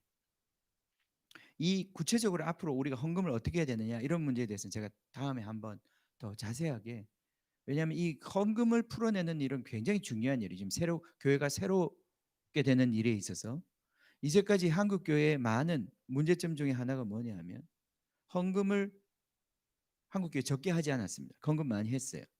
근데 그 헌금이 정말 하나님 뜻대로 쓰였느냐 하는 문제에 있어서 많은 질문이 있습니다. 거기서 묶이다 보니까 헌금을 하는 것도 많이 줄어들고 있어요. 우리가 그만큼 자본주의의 신에 지금 많이 한국 교회가 묶여 있다는 거예요. 이걸 풀어내는 방법이 무엇인지 다음에 한번 여러분하고 더 자세하게 나누도록 하겠습니다. 두 번째, 여러분 하나님과의 관계를 발전시키는 데 있어서는 기도가 결정적입니다. 기도의 가장, 제가 보니까 기도의 싸움은, 아까 돈은 내가 가진 돈을 어떻게 쓰느냐, 이 문제에 있어서 주님의 주권을, 내 소유에 대해서 주님의 주권을 인정하는 것이라면, 두 번째 문제, 기도의 문제는 여러분의 시간이에요. 시간. 기도하는 데서 제일 어려운 문제가 뭐냐면 시간을 주님께 드릴 수 없다는 데서 오는 어려움이에요. 네. 밤 10시가 되면 여기에서 밤 10시에 우리 뭐 성경 읽기도 하고 이러잖아요. 그죠? 그럼 이 위에서요, 우리 아주머니들이 와서 이 건물이 무너져라 흔드십니다. 운동을 막 하세요. 살 빼느라고. 네. 정말 존경스러워요. 부끄러워요. 아, 육체의 훈련은 약간의 유익이 있고, 경건의 훈련은 이생과 내생에 정말 유익이 있다고 그랬는데, 경건의 훈련은 너무 우리가 적게 하고 육체의 훈련은 그냥 건물이 무너져라 하고 있는 이 시대를 보면서 부끄럽습니다. 자, 기도는요, 시간의 헌신이에요. 주님께 시간을 드리는 거예요. 자, 주님과의 관계에 있어서 시간을 드리지 않으면 주님과의 관계가 발전하지 않습니다. 시간을 드려야 돼요. 아주 알찬 시간을 드려야 돼요. 예. 주님과 여러분이, 사실 우리가 데이트를 하거나 사람을 사귈 때도 그 사람하고 계속 시간을 같이 보내는 만큼 가까워지는 거 아니겠어요? 시간 같이 보내는 건 너무너무 중요한 거예요. 그래서 우리가 기도가 살아나지 않으면 주님과의 생명 관계가 절대 살아나지 않습니다. 기도 생활에 분명한 변화가 와야 합니다. 예. 기도라고 하는 게 대화이기 때문에 기도는 하나님과 관계에 있어 핵심이고요.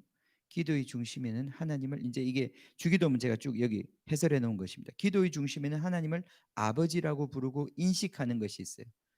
여러분, 하나님 하늘에 계신 우리 아버지요 이렇게 부를 때, 내가 고아가 아니고 내가 혼자 이 모든 걸 결정해야 되는 그런, 하나님 없는, 아버지 없는 사람이 아니고, 전능하신 하나님이, 하늘에 계신 아버지가 있구나 하는 것을 인식하는 거예요.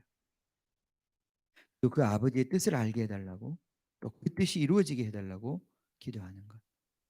하나님의 이름이 나를 통해서 더럽혀지지 않도록 오히려 높임을 받으시도록 구하는 것.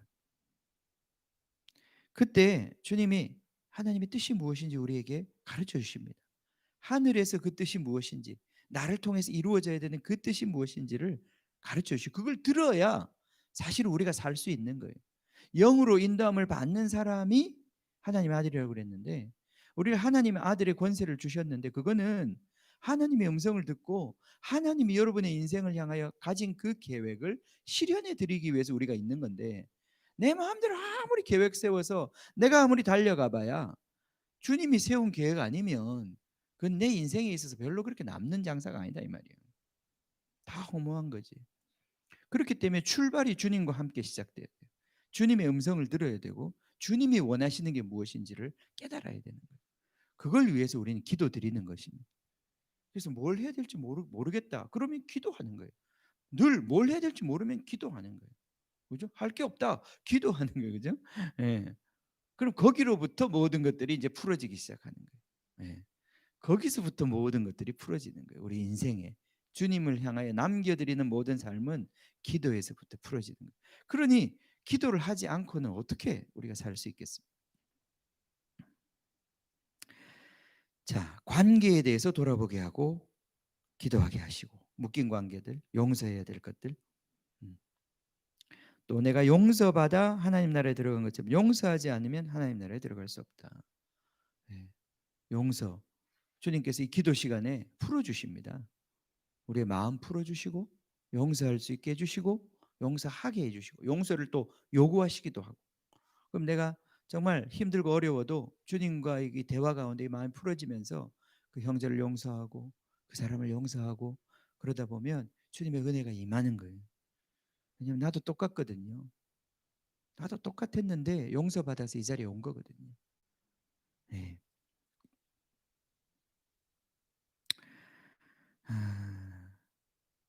그다음 악한 자의 역사를 분별하고 이를 물리치는 기도를 해야 한다. 다만 악에서 우리를 구원해 달라. 그죠? 네. 그 악이 무엇인지를 깨닫고 지금 내 삶에 원수들이 펼쳐놓은 덫들이 무엇인지 그걸 깨닫고 그것으로부터 나를 건져달라고 보호해달라고 기도하는 거예요. 이런 기도, 주님이 가르쳐주신 이 기도, 이 기도를 우리가 쭉 하면서 그 기도를 그냥 주문처럼 외우는 게 아니라 그게 다 우리 기도의 내용들이에요. 그 한마디를 하고 나면 하늘에 계신 우리 아버지여 하고 나면 뭔가 여러분이 더 막 여러분 영혼이 기도할 거예요. 아마 그것에 합당하지 못한 많은 것들을 기도하게 하실 거예요. 하늘에서 그 뜻이 이루어진 것처럼 이 땅에 이루어지게 해달라고 기도하면 그럼 여러분 뭔가 생각이 날 거예요. 아, 그럼 우리 자녀 교육에 있어서 어떻게 하는 것이 하나님 뜻이지? 그럼 그런 것에 대해서 하나님이 하늘의 뜻을 더 구체적으로 말씀해 주신단 말이죠. 그러면 그것이 아, 주님 나를 통해서 이루어지게 해 주십시오. 내가 무엇을 헌신하고 무엇을 순종해야 될지 주님 가르쳐 주신단 말이죠. 네. 이렇게 주님과의 관계를 자꾸 발전시켜 가는 거예요. 기도를 통해서. 천사의 얼굴, 예, 점점 되어가고 있습니다. 예, 천사의 얼굴. 방언기도, 방언기도는 우리 영의 탄식을 올려드리는 기도. 방언기도는 우리 자신을 하나님의 사람으로 세워주는 능력이 있습니다. 그래서 방언기도는 방언만 주구장창 하는 것 적합 합당하지 않은 것 같아요. 방언도 성령을 따라서 하는 거죠. 그죠? 정말 뭘 기도해야 될지 모르면 방언으로 기도할 게, 그 기도할 게 생각나면 또 말로 기도하는 거예요. 자, 그러나 방언기도는 정말 우리에게 능력이 있습니다. 영적으로 강해지고 영이신 하나님과의 실제적인 관계, 영적인 관계를 인식하고 발전시켜 줍니다. 예언적 기도 또는 말씀 기도. 자, 우리 기도가 우리 방언에 대한 말씀하고 있는 고린도서 14장 말씀 보면 너희들이 방언도 좋지만 예언하기를 더 좋은 것, 예언하기를 간절히 사모해라 그랬어요. 그죠? 예언적 기도를 할 때 교회가 세워지기 시작하고 여러분도 더 분명한 하나님과의 이 어떤 인격적 관계에 들어가게 돼요. 예언이라고 하는 건 내가 알아들을 수 있기, 방언 내가 알아들을 수 없어서 우리의 생각의 열매가 맺지 않기 때문에 어떤 의미에서 나의 그 생각 바뀌고 나의 삶의 어떤 구체적인 것들이 영적으로는 세워지는데 충만해지는데 구체적인 것들이 이렇게 쉽게 바뀌지 못하는 부분들이 있어요. 인식하지 못하기 때문에 바뀌지 못하고 깨닫지 못하기 때문에 바뀌지 못하고 이런 부분이 있는데 이 예언적 기도, 말씀 기도 이런 것들을 하다 보면 여러분의 생각의 변화가 오기 시작하면서 트랜스폼 되면서 여러분의 몸을 통해서 하나님께 드려야 할 마땅한 예배가 무엇인지 순종이 무엇인지 여러분이 분명히 인식하게 되는 거예요. 그래서 예언적 기도까지 나아가는 것입니다. 이 예언적 기도에 깊이 들어가면 중보의 기도도 되는 거예요. 우리 아브라함이 롯을 위하여 중보했던 것처럼 무엇을 하나님 앞에서 영혼들을 위하여 구해야 될지 그것도 할 수 있게 되는 것입니다. 자, 이런 것들이 우리를 발전시켜 줍니다. 금식은 늘 우리 마음에 좀 저항감이 있죠, 그죠? 예. 근데 금식은 다른 것보다 절제하는 훈련이에요. 절제하지 못하면 이게 다스림을 받는 훈련인데 컨트롤 받는 훈련인데 영의 인도함을 받기 위해서는 주님께 다스림을 받아야 되는데 주님께 이렇게 그 조율이 돼야 되는데 주님과 한 팀이 돼야 되는데 이 한 팀이 되는 훈련이 바로 금식하는 훈련이에요. 예를 들어서 금식이라고 하는 건데 이건 무조건 밥을 굶는 것이 아니에요. 밥을 굶는 것이 중요한 게 아니에요. 그죠? 예. 금식하면 늘 우리 기도 제목은 뭡니까? 시간이 빨리 가는 것과 음식 먹는 거예요. 그렇게 되면 안 된다 이거죠. 예. 금식은 사실은 그걸 위해서 하는 게 아니에요. 자, 하나님과의 관계에서 기쁨으로 하는 것이 금식 훈련이에요. 그래서 오늘 그 마태복음에 보면 금식을 할 때 네 얼굴을 어떻게 하라고요? 기쁘게 하라고 그랬어요. 기름을 바르고. 그 말은 금식은 기쁜 거라는 거예요. 금식은 기쁜 거야. 금식이 뭐 기뻐? 근데 금식은 기쁜 거예요. 기쁨으로 하는 거예요. 세상 것을 끊고 하나님을 더욱 받아들이는 것. 세상 것을 끊고 하나님의 나라에 속하지 않은 것들을 끊고 하나님을 더욱 받아들이는 것. 이것이 금식이에요. 금식을 왜 하는가? 예수님이 이렇게 말씀하세요. 세례 요한과 그 어떤 세례 요한 제자들이 금식에 대한 문제를 제기했을 때 예수님 그렇게 말씀하시죠. 신랑이 없을 때는 금식하는 거다. 신랑의 부재가 느껴질 때 금식하는 것이다. 이것이 살아있는 성도의 체질입니다. 갓 결혼한 신부가 신랑이 없는데도 밥이 꾸역꾸역 넘어가고 밥이 맛있고 살이 찌고 그런다면 좋은 겁니까? 지금 신랑이 어디 갔어요. 먼 나라로 갔어. 우리 사모님이요. 제가 결혼하자마자 4개월 만에 제가 미국에 혼자 가버렸거든요. 사모님 놔두고. 사모님 짜장면 맛있었다고 그러더라고요. 근데 사모님이 4개월 만에 왔는데 보니까 머리가 이만큼 원형 탈모가 와가지고 왔더라고요. 스트레스 받아가지고. 신부를 두고 간 그 신랑을 향한 원망 때문에 이게요. 우리가 주님과의 관계에 있어서 그 친밀함의 갈망은 우리로 하여금 금식하게 됩니다. 신랑의 부재에 대한 그것이 바로 우리를 금식으로 이끄는 거예요. 이게 주님과의 임재에서 주님과의 관계에서 오는 거기서 우리가 금식의 감동을 받는 것입니다. 주님과 사랑에 빠진 사람은 주님의 부재가 느껴질 때마다 모든 것을 뒤로 물리고 주님을 찾게 되어 있다. 영적인 갈망이 깊어지는 것입니다. 자, 절제하고 금식해야 되는 건 음식뿐 아닙니다. 우리의 마음을 지나치게 뺏는 것들, 집착하게 하는 것들. 있어도 그만, 없어도 그만이어야 하는데 주님 말고는 모든 것이 다 상대적인 것인데 그것들을 절대적인 것으로 만드는 것, 그죠? 예. 그것들은 다 금식의 대상이에요. 자, 담배 안 피면 죽습니까? 사실 담배를 저는 필 수도 있다고 생각합니다. 담배 핀다고 지옥 간다고 생각하지 않습니다. 그러나 주님이 피지 마라 하는데도 내가 그것을 무시하고 필 수밖에 없는 상태라면 그건 문제가 있는 거예요. 그거는 담배가 문제가 아니라 불순종의 문제인 거예요. 그러니까 금식이라는 게 그렇습니다. 지금 주님이 없는데도 내가 음식이 넘어간다. 이게 문제가 있는 거라는 거죠. 주님과 함께 있을 때 음식의 의미가 있는 거죠. 주님의 임재를 방해하는 그 어떤 것에 대해서 내가 민감하게 반응하기 시작하는 게 금식입니다. 술 안 마시면 죽는가? 술 없는 세상 무슨 재미로 사나? 제 얘기 아닙니다. 게임 안 하면 죽는가? 게임 안 하면 죽는가? 죽을 것 같아, 그죠? 안 하면 죽을 것 같아. 쇼핑 안 하면 죽는가? 죽을 것 같아. 인생 의미 없어. 그것들이 다 그 자체로 나쁜 것은 아니지만 이것들은 우리 육체를 자극해서 우리가 육체의 노예가 되게 만드는 속성이 있습니다. 먹는 것, 보는 것, 육체적 쾌락. 우리 육체는 그것이 주인 노릇하도록 그냥 내버려 두면 안 됩니다. 주님과의 관계에서 절대 우리 육체가 우리 영을 압도해서 우리 존재를 전체를 좌지우지하도록 내버려 두면 안 돼요. 그러면 그때는 단호하게, 왜 금식이라는 게 강력한 힘이 있냐면 금식을 하면 이 육체가 힘을 못 써요. 육체가 확 힘이 빠져요. 이렇게 되는 거예요. 예. 우리 아까 그 영상에서도 그분이 감옥 가가지고 처음에는 사실은 육체가 있었던 거예요.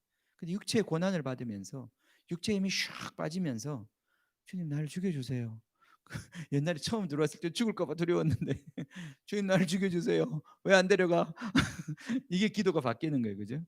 이게 금식이에요. 금식하다 보면 처음에는 막 먹는 거 생각 많이 나다가 금식이 좀 깊어지면 주님 날 데려가세요. 이런 기도가 나오는 거예요. 육체의 힘이 빠지는 거예요. 육체의 힘이 빠지면서 이 영이 강해지는 거예요. 이게 금식의 특징이에요. 그런 것처럼 우리의 이 육체를 강화시키는 어떤 그런 것들에 대해서 우리가 컨트롤해야 된다. 절대 이것들이 그 자체로 나쁜 것들 아니에요. 쇼핑하는 건 나쁜 거 아닙니다. 게임하는 건 나쁜 거 아닙니다. 예. 그러나 그것들이 쉽게 우리 육체를 사로잡아 우리를 주님과의 관계, 주님 주인 되지 못하도록 하는 속성이 있다는 것을 우리 인식하고, 그런 것들이 느껴질 때마다 주님과의 관계를 방해할 때마다 끊는 것입니다. 어떤 영화를 보고 나면 주님과의 관계가 멀어질 수 있어요. 그런 영화는 안 보는 것입니다. 예. 인터넷도 마찬가지예요. 유튜브도 마찬가지예요. 다 이렇게 우리 스물스물 금식의 정말 내용들이 얼마나 많아졌는지 몰라. 우리 육체를 즐겁게 하고 강화시키는 힘들이 너무 루트들이 다양해졌어요.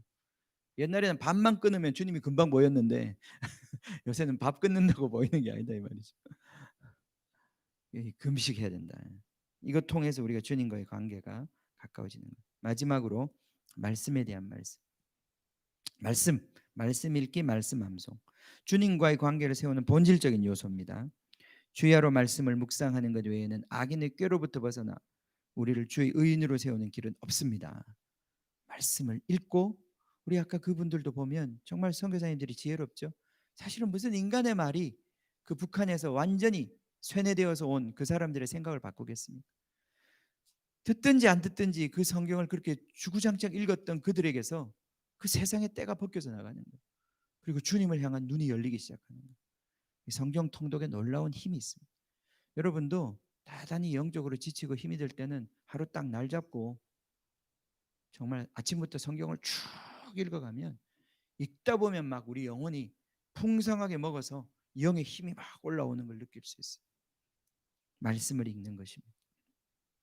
말씀을 매일 꾸준히 읽어야 합니다. 시간 정해놓고 하루에 구약 한 장, 신약 한 장. 이건 내가 볼 때 우리 교회의 어떤 룰이 되었으면 좋겠어요. 예. 적어도 내가 하루에 구약 한 장, 신약 한 장을 읽겠다. 예? 예. 그걸 하지 못하면 하루를 산 것이 아니다. 그런 어떤 마음, 결단 필요한 것 같아요. 건성으로 하지 말고 집중해서 때로는 시간을 내어 로마서 전체를 읽는다든지 소리 내어서 읽고, 그래서 그 소리를 내가 듣게 하고. 믿음은 들음에서 나는 것입니다. 성경을 읽으면 어둠의 생각이 스르르 사라지는 것을 경험할 수 있습니다. 실제로 그렇습니다. 성경을 펼쳐놓고 성경을 읽기 시작하면 이상하게 나를 붙잡고 있었던 그 어둠의 생각들, 나를 괴롭히고 우울했던 그것들이 슉 하고 사라지고 갑자기 믿음이 생기고 긍정하게 되고 소망이 생기고 주님이 계신 것을 내가 확신하게 되고, 그런 일들이 막 일어나게 돼요. 그래요. 예. 말씀, 기도, 방언 기도. 예? 사역자는 2시간 이상 기도 시간을 가져야 한다. 예. 사역을 하려면 이게 개인적으로 여러분 세우는데도 이런 기도가 필요하고, 뿐만 아니라 응? 개인적인 그것도 그럴 뿐 아니라 사역하기 위해서는 반드시 기도해야 합니다. 사역하기 위해서는 반드시 기도해야 합니다. 자, 그다음 주님과의 관계가 견고해지면 하나님 음성 들리고 기도에 믿음이 생기고, 그 사람 어디서나 예배할 수 있고 주님의 몸이 되어 손과 발이 되어 주님의 일을 감당할 수 있습니다. 주님과의 개인적인 관계가 세워져 있지 않으면 아무것도 할 수 없습니다. 믿음 위에 서 있어야 합니다. 각자의 믿음을 세우는데 돕는 것이 이제 사역입니다. 그래서 자, 이게 이제 여러분이 개인적으로 해야 될 일들이고요. 이 개인적으로 여러분의 믿음을 더 강력하게 세우기 위해서 이런 공예배도 있는 것이고 성경 공부도 있는 것이고, 그죠? 다양한 그러한 여러분의 믿음을 세우기 위해서 돕는 역할을 하는 거예요. 그런데 그걸 아무리 도와줘도 여러분 안에서 믿음을 세우지 않으면 믿음이 세워지지 않는 거죠. 그죠? 네. 그래서 이제 지금 이 시즌이 어떻게 바뀌고 있냐 하면, 여러분 안에서 이 수동적이고 좀 뭐라 그럴까, 여러분 안에서 일어나는 이 적극적인 주님과의 관계를 추구하는 이 추구가 지금 우리가 많이 약한데, 이런 것들이 강력하게 일어나야 된다. 그래서 누가 시켜서 새벽 기도해서 와서 여기 앉아 있는 게 아니라, 여러분 안에 성령께서 새벽에 기도하자 하시면 기도하고, 주님 내일은 못하겠어요. 그럼 7시에 하자. 그것도 못하겠어요. 8시에 하자. 주님은 그렇게 하시는 분이다 이 말이에요. 어쨌든 하자 이렇게 말씀하시는 분이다 이 말. 그죠? 예, 여러분이 할 수 있도록 하자고 하시는 분이세요. 예. 그러니까 여러분이 그 안에서 주님과의 관계를 놓치지 말고 계속해서 그걸 세워가는 거예요. 하다 보면 여러분이 자꾸 주님이 더 커지시고 여러분 점점 작아지고 주님은 더 커지고, 그래서 주님과의 그 함께하는 삶이 얼마나 놀라운 삶인지, 풍성한 삶인지, 영광스러운 삶인지 그것들에 눈을 뜨게 되는 것이, 그렇게 되기를 원합니다. 같이 기도하겠습니다. 우리 정은자매님 좀 반주를 좀 해주세요. 우리 같이 기도하고 오늘 예배를 마치겠습니다.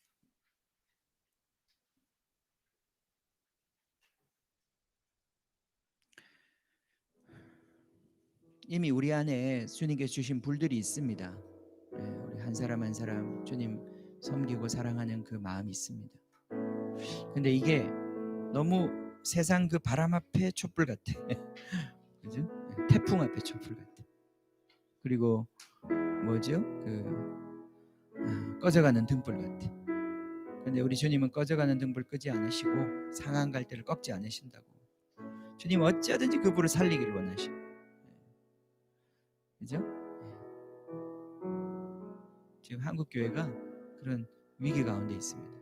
이 꺼져가는 등불 다시 이렇게 해야 될 텐데, 이제 바깥에서도 바람이 불 것이고 또 여러분 안에서도 이 불이 살아나요. 이 불이 만나야 합니다. 같이 기도합시다. 하나님, 당신 은밀한 중에 계시는 분, 보이지 않지만 항상 우리를 보시고 주님 믿음으로 나아가는 자에게 상 주시는 분, 주님 그분과의 관계, 그 보이지 않는 분과의 관계 주님 우리가 세워가기를 원합니다. 주님 여기는 한 분 한 분이 주님 아브라함처럼 주님 주님의 친구가 되어서 주님의 일을, 주님이 하시고자 하는 일을 알고 그 일을 위하여 함께 중보하고 마음을 나누고 그래서 영혼들을 구원하는 주님 정말 그런 아브라함의 후손들이 되기를 원합니다. 아브라함의 지체들이 되기를 원합니다. 아브라함의 품에 있는, 아브라함과 교제하는 주님 그러한 영적인 사람들이 되기를 원합니다. 주님 우리 교회를 그렇게 세워주시고 여기는 한 분 한 분 그렇게 믿음의 주님 믿음의 불길을 다시 일으켜 주십시오. 오늘 이 시간에 우리 같이 기도할 때에 하나님 주께서 은혜를 베풀어 주십시오.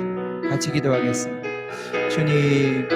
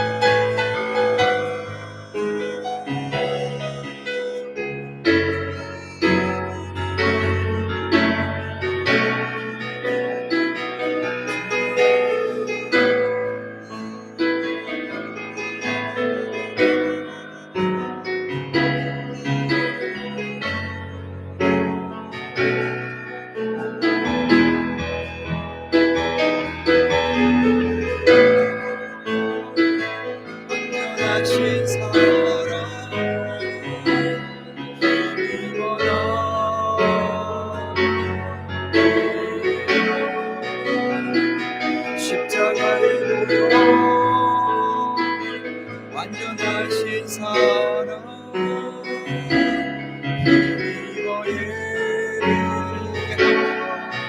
힘입어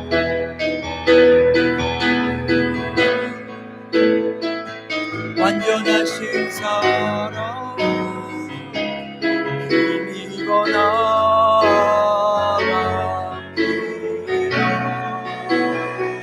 십자가의 보혈 완전하신 사랑 힘입어 예배합니다.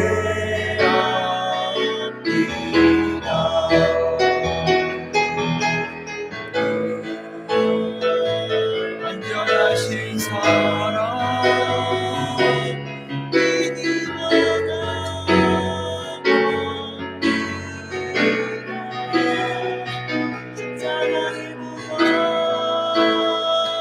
완전하신 사랑 힘입어 예배합니다. 주의 보좌로 주의 보좌로 나갈 때에 어떻게 나가야 할까?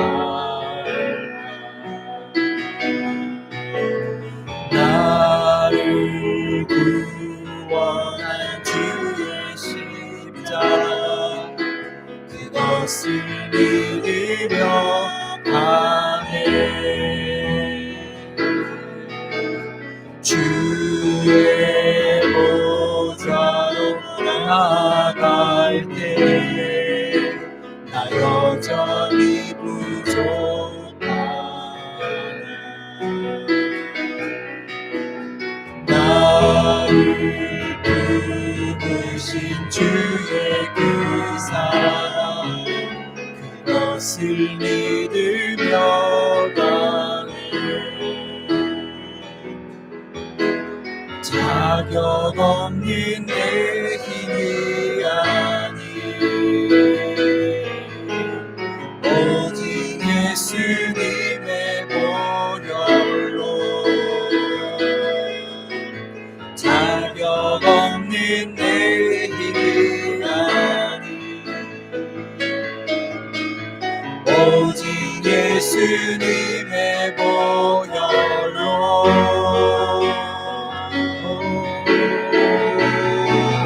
십자가의 보혈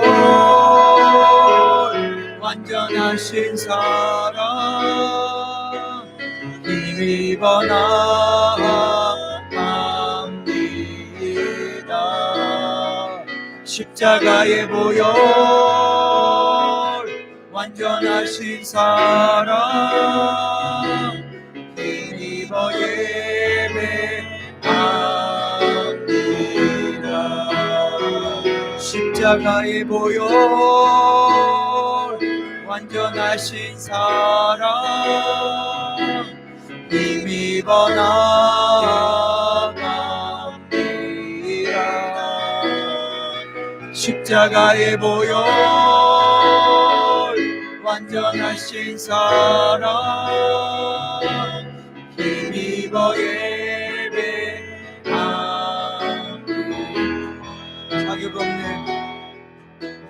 자격 없는 내 힘이 아니 오직 예수님의 보혈로 자격 없는 내 힘이 아니 오직 예수님의 보혈로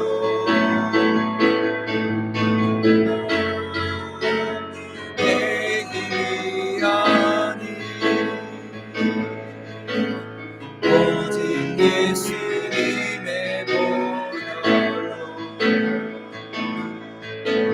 자격 없는 내 힘이 아니 오직 예수님의 보혈로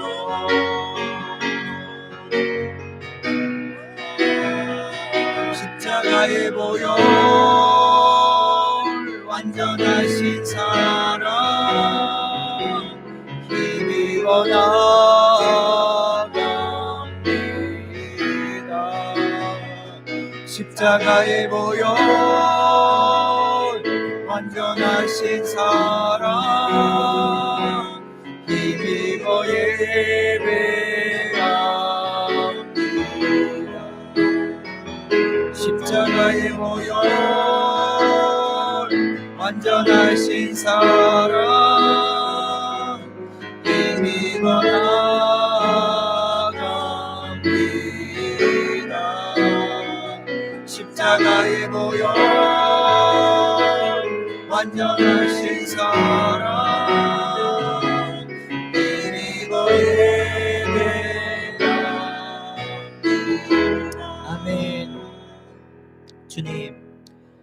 우리 앞에 새롭고 살아있는 길을 열어놓으셨습니다. 주님, 과거에는 이 세상의 헛된 시대, 정말 주님 알지 못하는 그 시대, 주님 이리저리 이끌려 우리 인생 방황하고 낭비했었지만 주님께서 우리를 정말 생명의 하나님, 우리에게 영원한 길로 인도하시는 그 진리의 하나님, 그분 오셔서 주님 우리를 이끌고 계십니다. 주님을 찬양합니다. 주님, 우리 안에 주신 그 생명이 정말 그 생명의 불길이 더 불길같이 타오르기를 원합니다. 주님, 우리 한 사람 한 사람을 부르시는 주님, 정말 내가 내 양을 알고 각 이름을 불러 부르신다고 하시는 주님, 여기는 한 사람 한 사람 모두 주님의 그 부르시는, 이름을 부르시는 그 하나님 만나게 해주시고, 주님 그 하나님과 깊은 그 달콤한 그 사랑의 관계, 죽음을 이기는 주님 정말 그 사랑의 관계, 주님 정말 그렇게 세워갈 수 있도록 축복해 주십시오. 오늘 말씀과 오늘 영상과 오늘 예배를 통하여 주신 모든 주님의 생각들, 주님 다시 한번 우리 가슴에 새겨주셔서 주님 행할 수 있게 하여 주십시오. 한 가지라도 행할 수 있게 하여 주십시오. 그래서 주님과의 생명관계가 주님 한 걸음 한 걸음 나아갈 수 있도록 주님 축복해 주시옵소서. 우리가 주기도문으로 예배를 마치겠습니다. 하늘에 계신 우리 아버지여, 이름이 거룩히 여김을 받으시오며 나라가 임하시오며 뜻이 하늘에서 이루어진 것 같이 땅에서도 이루어지이다. 오늘 우리에게 일용할 양식을 주시옵고 우리가 우리에게 죄 지은 자를 사하여 준 것 같이 우리 죄를 사하여 주시옵고 우리를 시험에 들게 하지 마시옵고 다만 악에서 구하시옵소서. 나라와 권세와 영광이 아버지께 영원히 있사옵나이다. 아멘. 아멘. 아멘.